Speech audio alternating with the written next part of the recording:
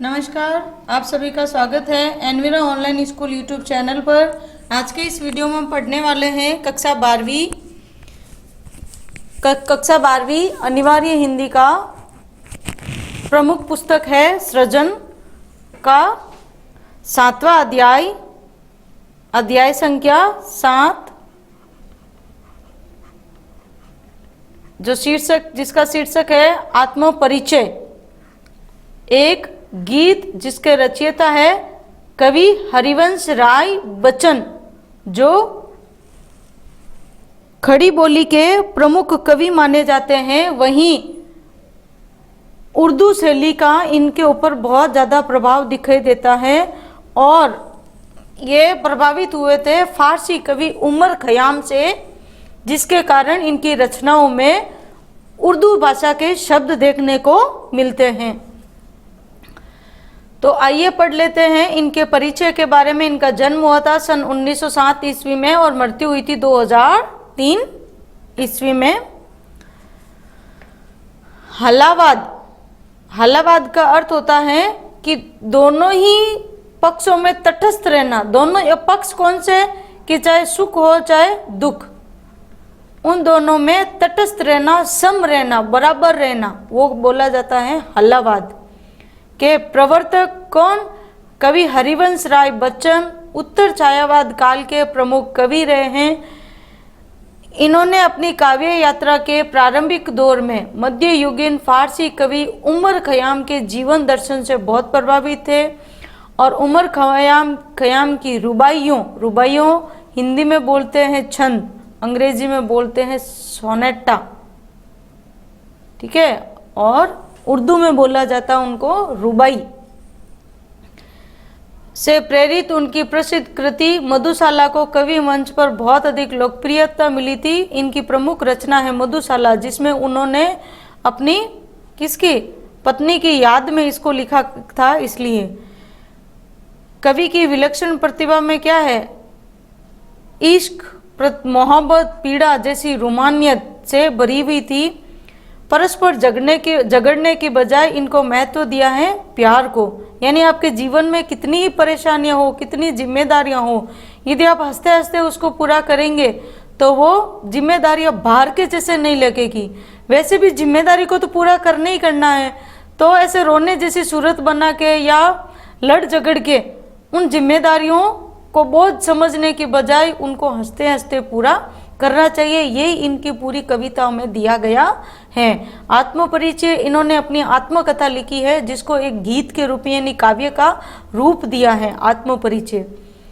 इनकी प्रमुख रचनाएं हैं, मधु के नाम से ये सब प्रेम से, यानी मधुशाला, मधुबाला, मधु कलश, निशा निमंत्रण, बहुत अच्छा गीत है ये। एकांत संगीत, आकुल यंत्र, मिलन यामिनी, सतरंगिणी, आरती और अंगारे, नए पुराने झरोखे, टूटी फूटी कड़ियाँ। इसके अलावा इनकी आत्मकथा के 4 खंड दिए हुए हैं।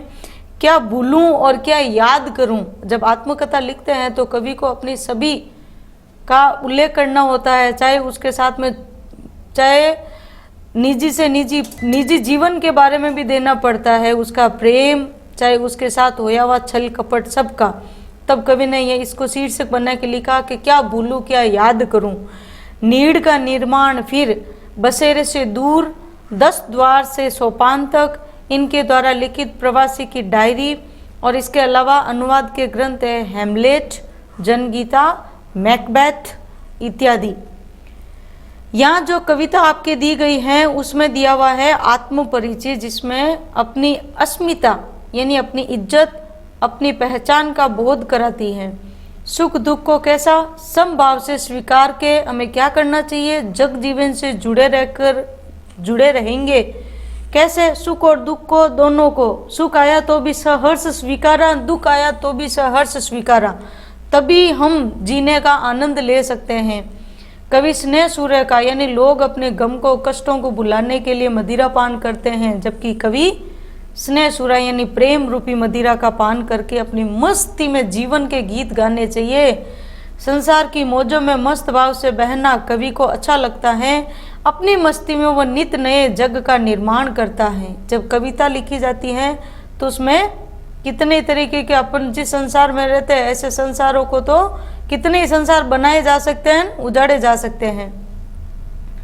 और कवि का इस संसार के प्रति दीवानगी का ये आलम है कि उसे अपने रुदन में भी राग, यानी रोने में भी राग, नए छंद का आभास होता है। जो अपने आप को पूरी तरह से पहचान लेता है उसके यहाँ तो सर्वत्र मस्ती ही मस्ती होती है। और सही मायने में देखा जाए तो इस जिंदगी को यदि मस्ती के साथ जिया जाए ना तो मज़ा आता है। आगे वाले को लगना चाहिए कि ये इतना खुश कैसे हैं, इतने कष्ट हैं फिर भी इतना दुख दे रहे हैं, फिर भी इतने ये मस्त कैसे रह रहे हैं। तो खुद मस्त रहो और औरन की परवाही नहीं करनी है, ठीक है, अपने आप में मस्त रहो। यदि किसी ने प्यार के 2 बोल बोल दिए तो उन 2 बोल के सहारे ही अब उन सभी कष्टों को भूल जाइए और इस जीवन का वास्तविक आनंद क्या है उसको उठाइए। यही इस पूरी कविता में दिया गया है, इनके आत्मपरिचय में दिया गया है। तो आइए बढ़ते हैं इनके आत्मपरिचय की ओर। सबसे पहले हम देख लेते हैं कि इनकी भाषा, प्रमुख रूप से जो भाषा है वो है खड़ी बोली भाषा।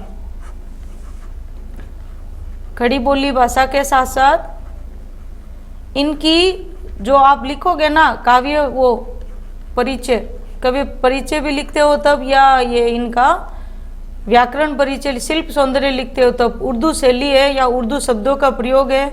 और ये लाइन लिखना मत भूलिएगा कि उमर खयाम का प्रभाव दिखाई दे रहा है। उमर खयाम का या फारसी शब्द शैली ऐसे बोल लेते हैं, ठीक है, फारसी शब्द शैली। इसके अलावा कुछ अलंकार इनके अनायास ही आए हैं।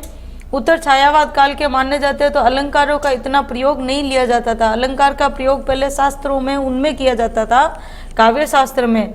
फिर जैसे जैसे छायावाद काल के आते आते फिर अलंकार की अनिवार्यता इतनी रही नहीं थी, ठीक है।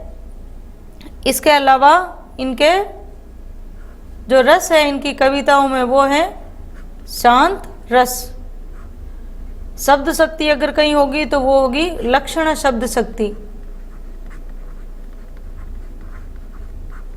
ठीक है। आइए देखते हैं। मैं जग जीवन का भार लिए फिरता हूँ, फिर भी जीवन में प्यार लिए फिरता हूँ। कर दिया किसी ने जंकृत जिनको छूकर, मैं सांसों के 2 तार लिए फिरता हूँ। यहाँ कवि कह रहे हैं कि हमें जीवन की जिम्मेदारियों को, जीवन की जिम्मेदारियों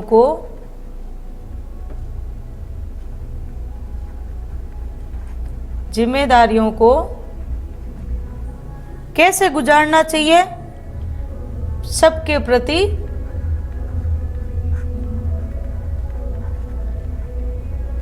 प्रति प्यार से पेश आते हुए निभाना चाहिए।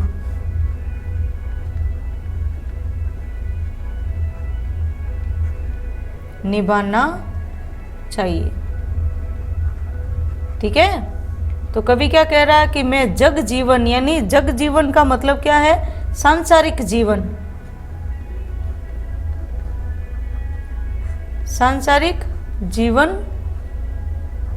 यानी मैं जग जीवन का भार, यानी मैं सांसारिक जीवन के उत्तरदायित्वों को, भार का मतलब यहाँ क्या है, उत्तरदायित्व या जिम्मेदारियां, मैं मेरे सांसारिक जीवन के सभी जिम्मेदारियां और उत्तरदायित्व को मैं पूरा करता हूँ, फिर भी जीवन में प्यार लिए फिरता हूँ। लेकिन मेरे ऊपर इतने सांसारिक जीवन के उत्तरदायित्व है जिनको मैं पूरा करता हूँ, फिर भी मैं क्या लेके घूमता हूँ, फिर भी मेरे मन में सबके प्रति क्या है, प्यार है, प्रेम है, स्नेह है, फिर भी मैं सबके लिए प्रेम और स्नेह रखता हूँ। कर दिया किसी ने जंकृत, यानी यदि मुझे किसी ने जंकृत कर दिया, यानी मेरे इस जीवन रूपी सितार को यदि किसी ने क्या कर दिया, प्रेम के दो शब्द बोलकर, सांसों के दो तार का क्या मतलब है? प्रेम भरे दो शब्द यदि किसी ने मेरे साथ में बोल दिए तो मैं उन्हीं दो बोल के सहारे, उसी प्रेम के सहारे मैं ये अपना पूरा जीवन की जिम्मेदारियों को मैं अच्छे से निभाता रहता हूँ। ठीक है, तो यहाँ आपके जीवन के लिए क्या आवश्यक बताया है कवि ने? प्रेम को। आपके जीवन में प्रेम होना आवश्यक है। यदि प्रेम नहीं है तो आप जीवन जीने का आनंद नहीं ले सकते हैं। ठीक है, तो यहाँ मैं जीवन का भार लिए फिरता हूँ, फिर भी प्यार लिए फिरता हूँ, तो विरोधाभास अलंकार भी है। ठीक है, इनके काव्य में विरोधाभास अलंकार देखने को मिलेगा। विरोधाभास और सांसों के दो तार और जग जीवन में रूपक अलंकार है। सांसों के दो तार और जग जीवन में रूपक अलंकार। ठीक है, तो आपको भी क्या करना है? जो आपसे प्रेम से बात करता है, यदि किसी दूसरे ने प्रेम से बात की हो तो भी उसके सहारे ही आपको दूसरों से भी उसी तरीके से प्रेम से अपना जीवन बिताना चाहिए। फिर मैं स्नेह सूर्य का पान किया करता हूँ, मैं कभी न जग का ध्यान किया करता हूँ। यानी स्नेह सूर्य का पान करने का मतलब आपको क्या है? कि प्रेम रूपी मदिरा। यानी लोग तो अपना गम बुलाने के लिए मदिरा पान करते हैं, जबकि मैं प्रेम रूपी सूरा यानी मदिरा का पान करता हूँ। कैसी मदिरा? प्रेम रूपी मदिरा। तो यहाँ कौन सा अलंकार है? रूपक अलंकार है। ठीक है, मैं कभी न जग का, मैं इस संसार की बातों पे ध्यान नहीं देता हूँ। ये संसार मेरे बारे में क्या सोचता है, क्या कहता है, मेरे बारे में अच्छा बोलता है या बुरा बोलता है, मैं उसके ऊपर अपना ध्यान नहीं देता हूँ। क्यों? क्योंकि आगे दी देखो दोनों लाइनें कि जग पूछ रहा उनको, ये संसार उन्हीं को पसंद करता है, उन्हीं की प्रशंसा करता है जो जग की गाते। जो कवि इन संसार की प्रशंसा में अपनी कविताएं लिखते हैं, ये संसार उन्हीं की प्रशंसा करता है या उन्हीं को उनकी ही हाँ में हाँ मिलाता है। जबकि मैं तो अपनी कविताओं में अपने मन का गान, यानी मैं अपने मन के भावों को या विचारों को मैं कविताओं में लिखता हूँ। ठीक है, इसलिए कवि ने क्या किया है? कवि ने यहाँ पे सरल सहज शब्दों में क्या बताया है? स्वाभिमानी जीवन जीने का परिचय कराया है। स्वाभिमानी जीवन जीने का परिचय कराया है। ठीक है, वहीं भाषा कौन सी हो जाएगी? कि भाषा सरल सहज साहित्य खड़ी बोली भाषा है जिसमें उर्दू शब्दों का प्रयोग किया गया है। वहीं माधुर्य गुण है। ठीक है, प्रशंसा उनके शब्दों से किए जाते हैं। माधुर्य गुण है, शांत रस है, अपन व्यंग्य रस भी कह सकते हैं। इसमें व्यंजनात्मक शैली, यानी इस संसार के ऊपर व्यंग्य किया है। क्यों?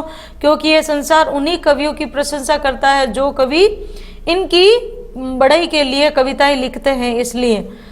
और इसके अलावा लक्षणा शब्द शक्ति।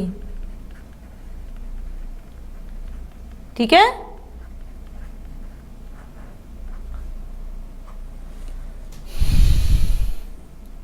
और किसमें? स्नेह सूरा का पान किया करता हूं। स्नेह सूरा नहीं होती है तो यहां स्नेह सूरा में कौन सा अलंकार हो जाएगा? रूपक अलंकार। ठीक है, रूपक अलंकार का प्रयोग किया गया है।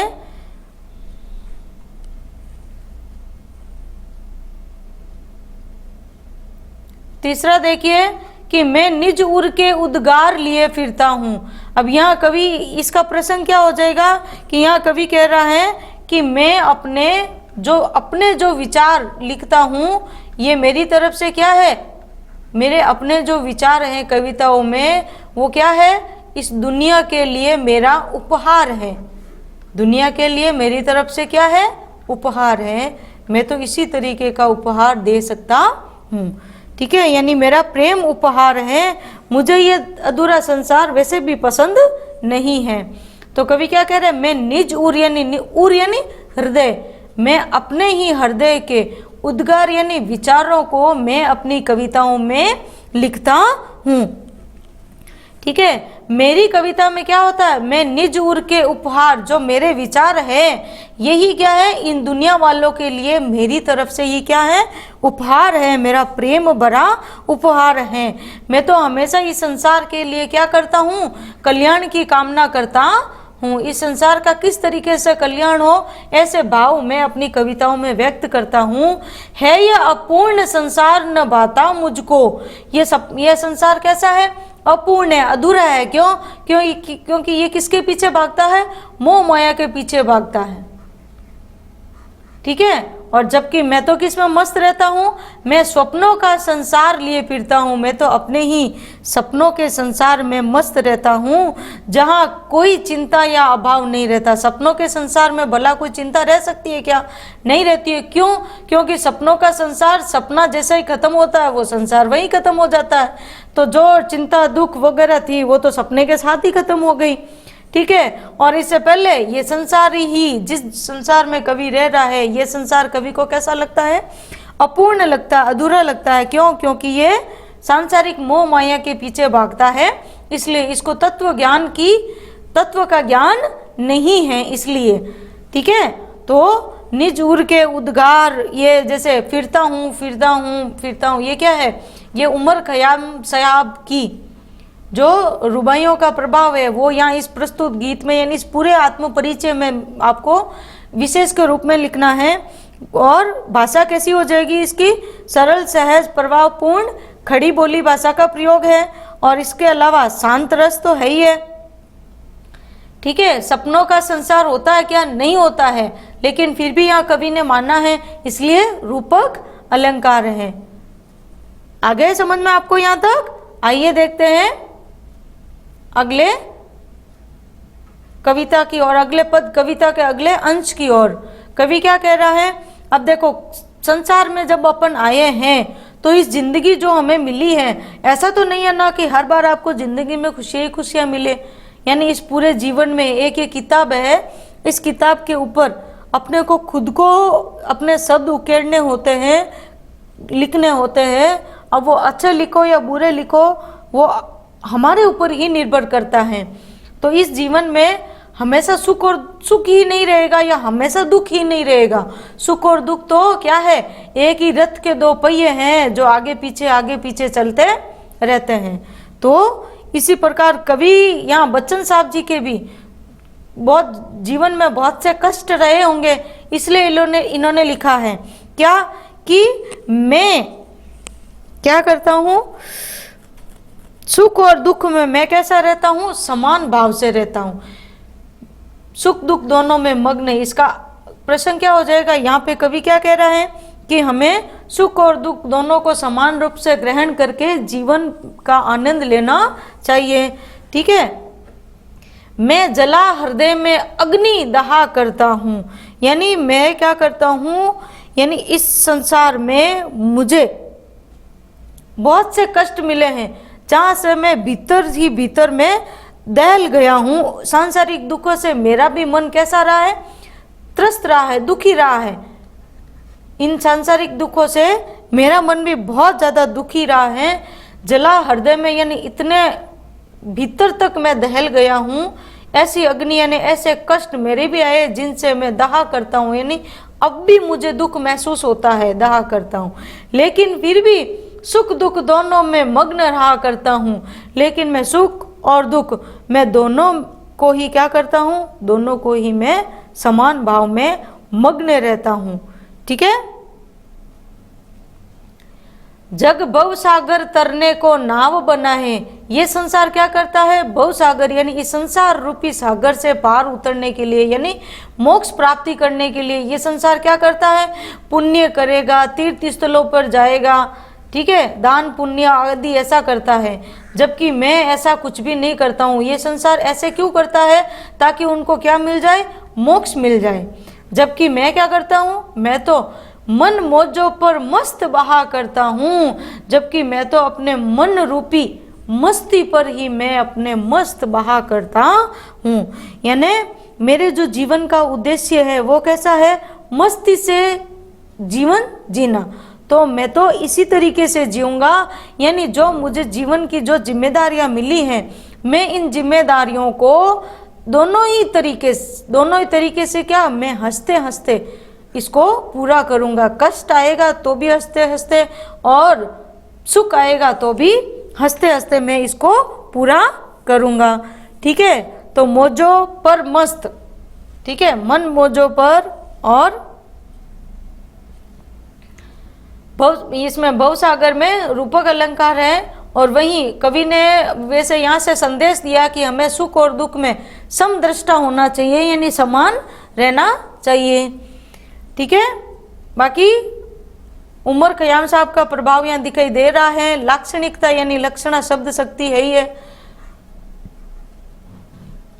फिर देखिए और क्या कहते हैं कवि जी, कि मैं यौवन का उन्माद लिए फिरता हूँ, यानी कवि कह रहा है कि मैं हालांकि वृद्धावस्था तक ये इस समय पहुंच गए थे, लेकिन फिर भी कवि क्या कह रहा है कि जो जोश मेरे अंदर, यानी यौवन यानी जब मैं जवान था, यानी जवानी का उन्माद यानी मस्ती, जो जवानी में मेरे अंदर मस्ती भरी हुई थी, मैं आज भी उसी मस्ती के साथ जीता हूँ। क्या हो गया जो उन्मादों में अवसाद लिया फिरता हूँ। अरे क्या हो गया यदि मेरी इस मस्ती के भीतर ही भीतर, मेरे भीतर कितने कष्ट या कितने ही दुख क्यों नहीं है, लेकिन फिर भी मैं तो मस्त रहा करता हूँ। फिर आगे कवि ने यहाँ लिखा भी है, अब आत्मकथा लिखी है तो आएगा ही, कि जो मुझको बाहर हंसा रुलाती भीतर, मैं हाय किसी की याद लिए फिरता हूँ। यहाँ कवि ने कहा है कि ये सारा जगत मैं चाहता हूँ उसी तरीके से मस्ती से जिए जैसे मैं जीता हूँ। क्योंकि कवि कहता है कि मेरे अंदर भी मेरे किसी अज्ञात प्रेमी की, अब यहाँ अज्ञात बताया है, ज्ञात नहीं बताया है, तो वो अज्ञात कौन हो सकता है, वो अज्ञात कवि का किसके प्रति प्रेम हो सकता है, वो ईश्वर के प्रति भी हो सकते हैं। और वहीं जब आत्म परिचय लिखा गया था तब तक उनकी पत्नी का देहांत हो चुका था, तो ये आत्म परिचय मधुशाला जो उन्होंने लिखी थी अपनी पत्नी को ही समर्पित करके लिखी थी। ठीक है, जो उसको बाहर हंसा, जब साथ बिताए हुए दिन याद आते तो कवि को वो पूरे उत्साह से भर देती थी, याद मतलब कि उसको हंसाती थी। और वहीं जब एक क्षण के लिए वापस वो चेतना में लौटते और वो पत्नी को साथ में नहीं पाते, तो वो भीतर ही भीतर क्या करते, वो भीतर ही भीतर उनकी याद उनको रुलाती थी।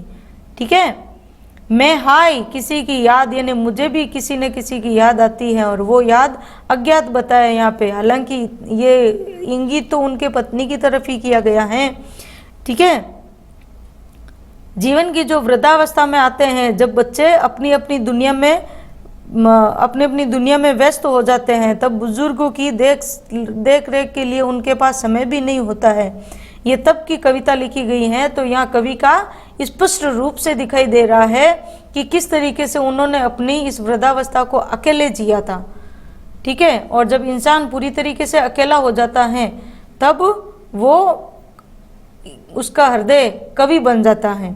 और ये तो अपने पहले से ही कवि थे, और ऊपर से उमर खयाम साहब का फारसी शब्द शैली का प्रभाव, ठीक है, तो लिखने के लिए तो प्रेरित कर ही देते हैं। तो यहाँ पे भी कवि ने भी कैसे कि यहाँ बाहर से हसान रुलाती भीतर, विरोधाभास अलंकार भी है। ठीक है, उन्मादों में अवसाद यहाँ पे भी है, यानी मस्ती के साथ अवसाद कैसे हो सकते हैं, नहीं होते हैं, लेकिन फिर भी बताए हैं तो विरोधाभास अलंकार है। ठीक है, और इसके अलावा इसमें छायावाद या रहस्यवाद की, रहस्य तो लगता ही है ना कि यहाँ कवि ने बताया है, अज्ञात ही बताया, तो अपने भीतर एक उत्कंठा जाग उठती है कि किसकी याद में, तो रहस्य, तो उसको रहस्यवाद या छायावाद काल की कविता का ये प्रभाव माना जाता है। ठीक है, आगे समझ में यहाँ तक आपको। फिर आइए देखते हैं अगले अंश की ओर कि कर यत्न मिटे सब सत्य किसी ने जाना, नादान वही है हाय जहाँ पर दाना। फिर मूड न क्या जग जो इस पर भी सीखे क्या, मैं सीख रहा हूँ सीखा ज्ञान भुलाना। यहाँ बहुत ही गहरी और गूढ़ बात कही है कवि ने कि ज्ञान से अहंकार जो लोगों के मन में आ जाता है ना, डिग्रियां हासिल कर लेते हैं तब। और कुछ कुछ शिक्षकों को तो देखते हैं कि उनको अपने ही विषय का इतना गुमान होता है कि वो डींगे हाँकने लग जाते हैं। ये ज्ञान, हाँ आप ज्ञानी हो गए अच्छी बात है, लेकिन इसका अहंकार आपको नहीं करना चाहिए। तो ज्ञान के अहंकार से मुक्त होने का संदेश दिया है और तत्वों को जानने का संदेश दिया है। यहाँ पे तत्वों को जानो, यानी कर यत्न मिटे सब, यानी सब प्रयत्न कर करके मिट गए, यानी विफल हो गए, असफल हो गए। अब कौन से प्रयत्न किए? सत्य को प्राप्त करने के लिए। तो सत्य किसी ने जाना? या कवि प्रश्न कर रहा है, क्या किसी ने उस परम सत्य को जाना है? अनेकों प्रयास कर लिए, लेकिन फिर भी उस सत्य को क्या कोई जान पाया है? नहीं। क्यों? क्योंकि वास्तव में जो नादान वही है, वास्तव में नादान यानी वही मूर्ख है, अज्ञानी है। हाय, कवि यहाँ उनके ऊपर खेद या दुख प्रकट कर रहा है कि जहाँ पर दाना यानी जो जहाँ ज्ञान है वही वास्तव में सबसे बड़ी मूर्खता है, या सबसे बड़े वो अज्ञानी है। ठीक है, जो वास्तव में अपने आप को ज्ञानी समझते हैं, जबकि हकीकत में वो ज्ञानी होते नहीं है। क्यों? क्योंकि उनके भीतर ज्ञानी होने का क्या होता है? अहंकार भरा होता है। फिर मूढ़ न क्या जग, और फिर भी ये संसार कैसा है? मूर्खों की बात है। मेरे हिसाब से तो मूर्ख ही है। क्यों? क्योंकि पढ़ लिख कर कोई ज्ञानी नहीं कहलाता है। ज्ञानी वास्तव में वो होता है जिसको व्यवहारिक ज्ञान हो, जिसको मानवता का ज्ञान हो, इंसानियत जिसमें भरी हुई हो, जिसमें प्रेम हो, जो दूसरों के दर्द को समझ सकता है, वो ही वास्तव में ज्ञानी होता है। यहाँ कवि का ऐसा कहना है। तो फिर फिर भी ये संसार क्या है? क्या ये मूर्ख नहीं है जो इस पर भी सीखता जा रहा? क्या सीखता जा रहा है? ज्ञानी बनने की होड़ में वो पता नहीं क्या सांसारिक सुख कोई सीखता जा रहा है। इसलिए मैंने क्या किया है कि मैं अब सीख रहा हूं क्या? कि सीखा ज्ञान भुलाना। मैंने अब तक जो ज्ञान अर्जित किया था, मैं वो सब भुलाने का प्रयास, यानी वो कैसे भूला जा सकता है, मैं इसको सीख रहा हूं। किसको सीख रहा हूं? जो मैंने अब तक, जो मुझे ज्ञानी होने पे अहंकार, मेरे अंदर अहंकार को भर रहा है, मैं ऐसे ज्ञान को भुलाना सीख रहा हूं, यानी मैं प्रयत्न कर रहा हूं। ठीक है, तो यहाँ व्यंजना शब्द शैली शक्ति का प्रयोग हुआ है। ठीक है, और प्रश्नात्मक शैली, प्रश्न किया गया ना, तो प्रश्नात्मक शैली भी लिख सकते हैं। ठीक है, सॉरी, ठीक है। और कवि ने किसकी ओर संकेत किया है कि हमें परम सत्य की खोज करनी चाहिए, नहीं कि शैक्षिक डिग्रियां हासिल करके हमें उसके ऊपर अहंकार करो, ऐसा नहीं करना चाहिए। ठीक है, भाषा कैसी है? सरल, सहज, शब्दावली युक्त भाषा है। ठीक है, फिर आइए देखते हैं अगले इसके तरफ, 7वें अंश की तरफ। अब यहाँ कवि ने अपने आप को इस संसार से पूरा ही अलग बता दिया है। कैसा? कि यह संसार तो किसके पीछे भागता है? सांसारिक मोह माया के पीछे। और जबकि कवि क्या कर रहा है? कवि तो ऐसे संसार को जो इस मोह माया में इसको क्या कर रहा है? धकेल रहा है, ऐसे संसार को ठुकरा रहा है। तो इसमें कवि ने क्या बताया है? कवि ने अपने आप को, हालांकि कवि खुद इस संसार में रह रहा है, लेकिन वो अपने आप को इस संसार से अलग मानता है। कवि ने अपने आप को इस संसार से क्या बताया है? अलग बताया है।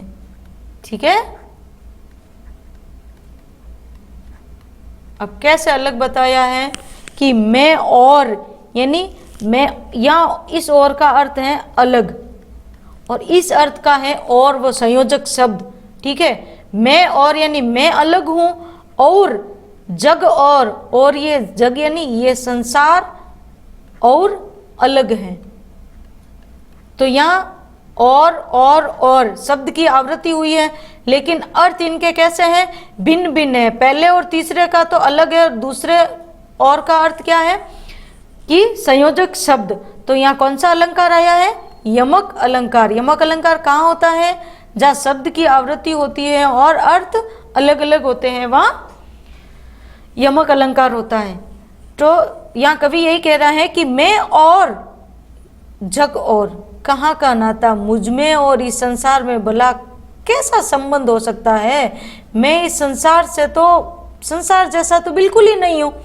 क्यों, क्योंकि यह संसार तो इस सांसारिक मोह माया के पीछे भागता है, भौतिक सुख सुविधाओं के पीछे भाग रहा है, जबकि मैं बना बना कितने जग रोज मिटाता। जबकि मैं तो ऐसे संसार रोज अपनी कल्पनाओं से, जब मैं कविताएं रचता हूँ तो अपनी कल्पनाओं से का संसार, मैं तो ऐसा संसार रोज बनाता हूँ और रोज उसको मिटा देता हूँ कल्पना जगत में। यहाँ बना बना में यानी शब्द की आवृत्ति है, तो क्या यमक होगा, नहीं। यहाँ इन दोनों के अर्थ एक ही है, तो यहाँ कौन सा अलंकार है, पुनरुक्ति प्रकाश अलंकार। ठीक है, जब शब्द की आवृत्ति हो और अर्थ समान हो तो वहाँ पुनरुक्ति प्रकाश अलंकार होता है। ठीक है, अब आइए बढ़ते हैं कि कवि इस संसार को अलग क्यों मानता है, क्योंकि जग यानी ये संसार क्या करता है, पृथ्वी के प्रत्येक हिस्से पर धन को इकट्ठ जोड़ता है, संचय करता है, धन का संचय करता है, भौतिक सुख सुविधाओं का।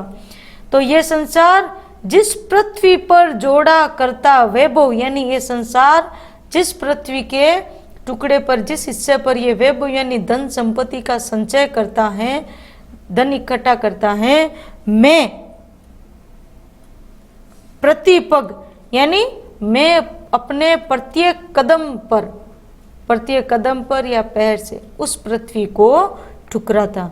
मैं उसको, जो मुझे सांसारिक मोह की ओर ग्रसित करती हैं, ऐसे पृथ्वी के हिस्से को मैं प्रतिपग ठुकराता हूँ। क्यों, क्योंकि मैं किस पे चल रहा हूँ, सत्य को पाने की पथ पर। ठीक है, आगे समझ में यहाँ तक आपको। ठीक है, और इसके अलावा भाषा कैसी है, सरल सहज शब्दावली युक्त वो भाषा हो गई आपके। और उमर खयाम साहब का प्रभाव दिखाई दे रहा है, या रुबाई छंद है। ठीक है, और तुक मिलान किया गया है, तो तुकबद्ध रचना है। जब आप विशेष लिखते हो ना, तो विशेष से लिखने के लिए बहुत अच्छी अच्छी जगह है। ठीक है, और लक्षणा शब्द से ली, लक्षणा यानी पृथ्वी के वैभव यानी धन संपत्ति की ओर उन्होंने लक्षित किया है, तो लक्षणा शब्द शक्ति। ठीक है, फिर भी नहीं कहीं समझ में आए तो पद संख्या लिख के आप वहाँ पूछ लीजिएगा, किसी कोई शब्द का अर्थ है या पंक्ति का अर्थ है या पद का अर्थ है, तो मैं कमेंट बॉक्स में आपके वहाँ टाइप कर दूंगी जो भी उसका उत्तर होगा। ठीक है, अब आइए बढ़ते हैं अगले अंश की ओर, 8वां अंश। अब यहाँ कवि यहाँ पूर्ण रूप से विरोधाभास है, इस पूरे अलंकार में, सॉरी इस पूरे अंश में विरोधाभास ही है। कैसे होगा, आइए देखते हैं कि मैं निज रोदन में राग लिए फिरता हूँ। कवि कह रहा है कि मेरे हृदय में, जैसा अपन ने पहले पढ़ा है कि मैं हाय किसी की याद लिए फिरता हूँ। जब कवि को अपने उस प्रिय की याद आती है तब वो भीतर तक रोने लगता है। तो निज रोदन, तो उसके करुण रोदन में भी यानी उसके रोने में भी क्या है, कवि को ऐसा लगता है कि राग लिए फिरता हूँ, यानी संगीत ऐसा लगता है कि जैसे संगीत बज रहा हो। ठीक है, यानी कवि का रुदन भी कैसा हो जाता है, गीत के रूप में, संगीत के रूप में, गीत के रूप में वो प्रकट हो जाता है सबके सामने। ठीक है, शीतल वाणी में आग, वाणी शीतल तो आग कैसे हो सकती, नहीं होती, तो यहाँ कैसा जगह विरोधाभास। ठीक है, शीतल वाणी में आग लिए फिरता हूँ, यानी कवि के गीत सुनने में कैसे लगते हैं, बहुत ही शीतल, कानों को बहुत अच्छे लगते हैं, लेकिन उसके भीतर कवि की क्या छिपी हुई है, आग का मतलब यह क्या है, वीर व्यथा। जैसे कवि ने बताया मैं किसी की याद लिए फिरता हूँ, तो कवि की भीतर की जो वीर अग्नि है, वीर की पीड़ा है, जो भीतरी भीतर उसको अपने प्रियतम की याद दिलाती हैं, तो वो वो छिपी हुई है, लेकिन वो किसी को नजर नहीं आती है। लोग क्या देखते हैं? कवि की शीतल वाणी। ठीक है, फिर भी कवि क्या करता है कि हो जिस पर भूपों के प्रसाद निछावर। भूपों का मतलब राजा के, प्रसाद महल, न्योछावर करना त्याग करना। मैं फिर भी क्या करता हूं? उन राजाओं के महल न्योछावर यानी राजाओं के महलों का त्याग करता हूं। किस पे? मैं वह खंडर का भाग लिए फिरता हूँ। खंडर का भाग लिए मतलब यानी मेरा जीवन जैसा है वैसा मुझे स्वीकार है। संतोषपूर्ण जीवन जीता हूँ, यानी मुझे जो मिला है ईश्वर की कृपा से वो बहुत अच्छा है। मुझे कोई राजाओं के महलों की मंशा या मेरी इच्छा नहीं है। मैं तो वो खंडर, अब यहाँ खंडर का मतलब क्या हो जाता है कि आपको छत आपको सिर रखने के लिए केवल छत चाहिए होती है, तो छत तो खंडर के टुकड़े से भी ढक जाती है, तो हमें उसी में संतोष कर लेना चाहिए। यानी यह संतोषपूर्ण जीवन जीने का संदेश दिया है। ठीक है, संतोषपूर्ण जीवन जीने का सबसे बड़ा धन कौन सा है? संतोष धन। ठीक है, आगे समझ में आपको? फिर देखिए अब आगे कवि क्या कह रहा है कि मैं रोया इसको तुम कहते हो गाना। अब यहाँ कवि ने जब यह ऊपर वाले में निज रोदन, कवि का करुण रुदन हुआ था, तो लोगों ने इसको गीत कह दिया। और उस गीत में यानी वो वाणी उनको शीतल लग रही थी, लेकिन भीतर ही भीतर कवि की क्या छिपी हुई थी? वीरा अग्नि छिपी हुई थी। तो कवि ने यहाँ क्या व्यक्त किया है कि मैं रोया इसको तुम कहते हो गाना। कवि अपने मन की पीड़ा को प्रकट कर रहा है यहाँ पर। ठीक है, क्या कह रहा है कि मैं जब रोया तो तुम लोगों ने इसको किसका नाम दे दिया? गाने का नाम दे दिया। वाह वाह वाह वाह, बहुत बड़ा गीत है, बहुत अच्छा गीत है। ठीक है, मन की पीड़ा को जब प्रकट किया तो तुम लोगों ने कह दिया वाह बहुत अच्छा गीत लिखा है बच्चन साहब जी।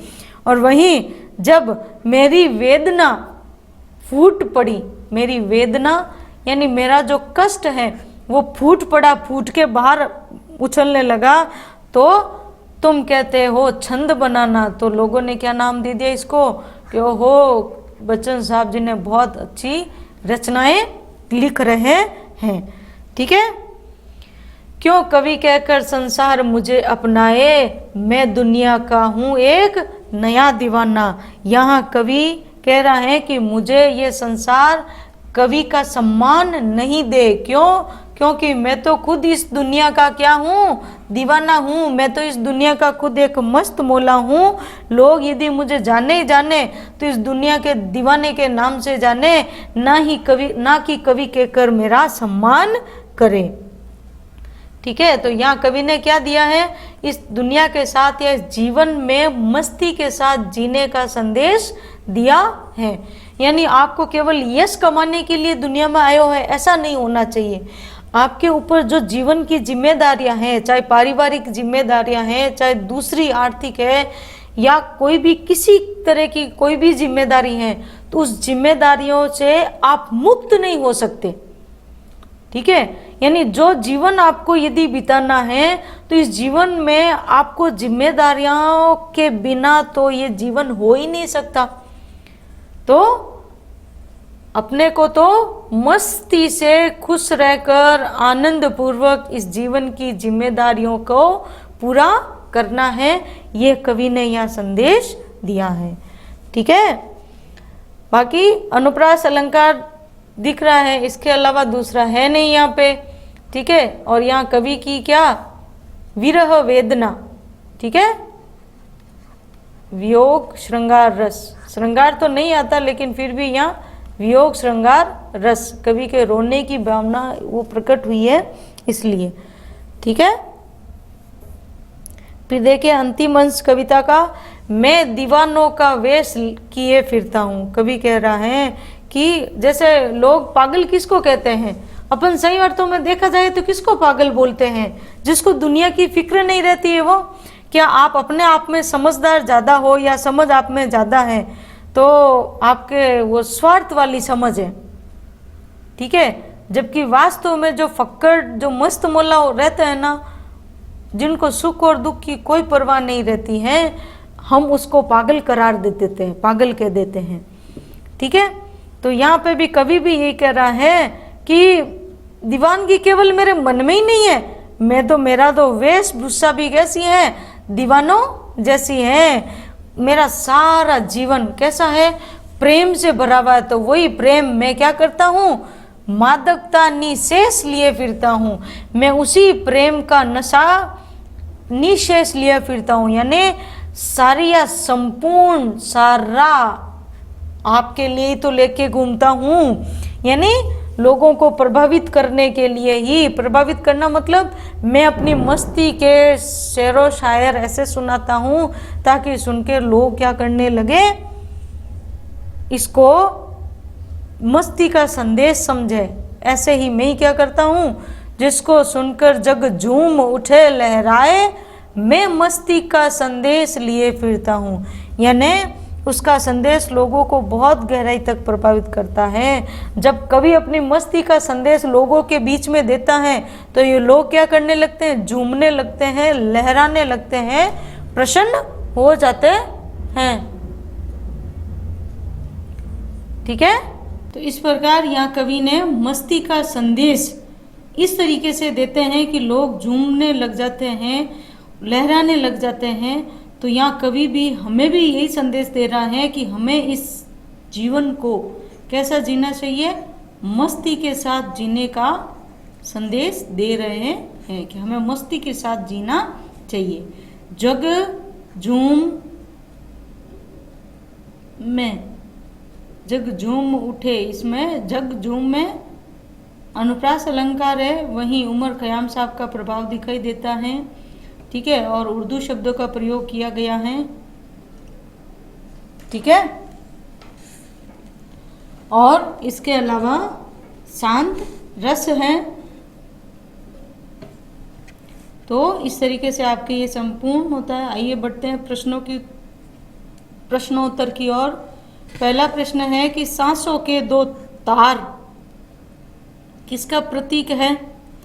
आपके जो सांसों के दो तार हैं उसको किसका प्रतीक माना गया है, जीवन का। और वहां कवि ने किसका बताया है, प्रेम का। आपकी सांसों के कितने तार है, दो ही तो हैं। दूसरा प्रश्न है कि दिन का पंक्ति में अलंकार है।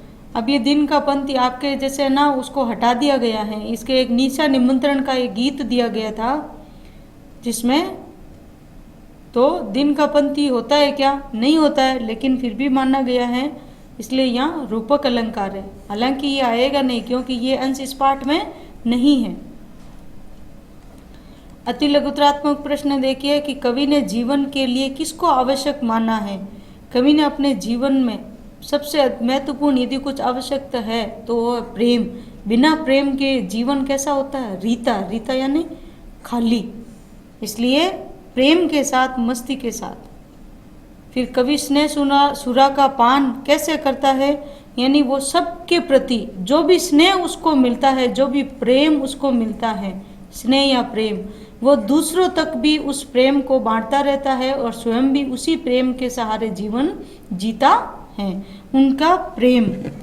ठीक है, लघुत्रात्मक में देखिए कि निज उर के उद्गार उपहार से कवि का क्या तात्पर्य है। यानी जो कविता में कवि के जो विचार है, कवि के जो विचार है वो है उद्गार, उसके स्वयं के हृदय के उद्गार है। और वही उद्गार यानी वही उद्गार या वही विचार वो इस संसार के लिए क्या समझता है, उपहार। क्योंकि कवि के पास इस संसार को प्रसन्न करने के लिए भौतिक उपहार नहीं है, उसके पास तो कैसे उपहार है, विचारों के उद्गार है। और वही इस वास्तव में संसार के लिए या दुनिया के लिए कवि के अपनी तरफ से उपहार मानता है। यानी वो अपना मनोभाव, अपने भाव उनको समर्पित करता है। प्रश्न संख्या दूसरा देखिए कि शीतल वाणी में आग के होने का क्या अभिप्राय है, क्या मतलब है। यानी कवि की जो वाणी है वो कैसी है, जब हम सुनते हैं तो शीतल लगती है, यानी कानों को अच्छी लगती है। उनकी कविता जब वो गाते हैं तो वो अच्छी लगती है। ठीक है, और भीतर ही भीतर एक ठंडकता का एहसास कराती है, शीतलता का एहसास कराती है। और वहीं जबकि कवि का स्वयं की विरह अग्नि, वीर वेदना अपने प्रियतम के वो वीर व्यथा है वो उसमें हमेशा सुलगती रहती है। इस बात को केवल और केवल कवि ही जान सकता है, पाठक नहीं जान सकता है। ठीक है, तो यहाँ शीतल वाणी का आग यही है कि कवि का स्वयं का भीतर तक दहलना। ठीक है, फिर तीसरा प्रश्न देखिए, कवि ने स्वयं को दीवाना क्यों कहा है? कवि ने स्वयं को दीवाना इसलिए कहा क्योंकि वो सुख और दुख में एक तो वो समान भाव से रहता है, सुख और दुख में सम रहता है। ठीक है, और वहीं इस संसार में या इस जीवन में वो मस्ती के साथ जीवन जीता है। जो मस्ती के साथ जीवन जीता है उसको दीवाना ही कहा जा सकता है। कवि अपने आप को या कवि कहकर सम्मान नहीं पाना चाहता है, उसको ये कवि कहकर सम्मान जो मिल रहा है ये उसको स्वीकार नहीं है। ठीक है, क्यों? क्योंकि वो अपने आप को मस्त मौला मानते हैं, फक्कड़ मानते हैं, इसलिए। प्रश्न संख्या 4 देखिए, मैं निज रोदन में राग लिए फिरता हूँ कहने से कवि का क्या आशय है? तो यहाँ कवि कह रहा है कि वो उसके हृदय में अपने प्रिय के प्रति, उसके हृदय में अपने प्रिय के प्रति बहुत ही गहरी याद छिपी हुई है, यानी वो पीड़ा भीतर ही भीतर उसको, उसकी जब याद आती है तो भीतर ही भीतर बहुत ही गहरी पीड़ा होती है। तो वही पीड़ा जब वो व्यक्त करता है तो लोगों को वो किसके लिए क्या लगती है? गीत के समान लगने लगती है। ठीक है, ये कवि की अपनी वीरव्यता है जो अपने प्रिय की गहरी याद में उसकी पीड़ा व्यक्त होती है, जो वो गीत के रूप में प्रकट हो जाती है।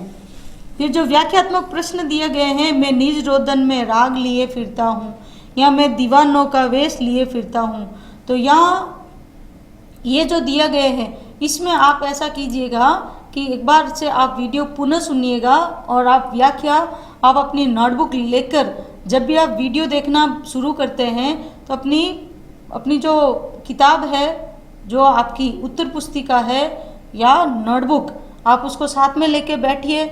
जो शब्दों के अर्थ है आप उनको लिखिए, अच्छे से सुनिए और फिर उसको लिखने का प्रयास कीजिए। जब तक आप स्वयं नहीं लिखेंगे तब तक आप अच्छे से लिखना नहीं जान पाएंगे। आपके खुद के स्वयं के विचार भी आप इसमें ज़रूर डालिएगा और जहाँ कहीं नहीं समझ में आएगा तो वो कमेंट में ज़रूर आप लिख दीजिएगा। जहाँ कहीं गलती होती है तो वहाँ पे भी आप कमेंट ज़रूर कीजिएगा, क्योंकि आपके प्रत्येक कमेंट, चाहे आप प्रशंसा करने वाले हो चाहे आलोचना करने वाले हो, हम दोनों को ही सम्मान करते हैं, क्योंकि दोनों से ही अगर जहाँ कहीं गलती होगी तो हम उसको सुधारने का प्रयास करेंगे और बेहतर तरीके से लाने का प्रयास करेंगे।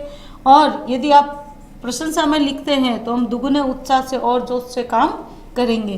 तो आप इन वीडियोस को पूरा देखिएगा, साथ में बने रहिएगा, औरों तक भी ज़रूर शेयर कीजिएगा। और यदि आप खुद इस चैनल पर नए हैं तो पहले सब्सक्राइब ज़रूर कर लीजिएगा। तो यूं ही अब तक साथ बनाते आए हो और साथ बने रहने के लिए और वीडियो को पूरा देखने के लिए आपका बहुत बहुत धन्यवाद, आभार।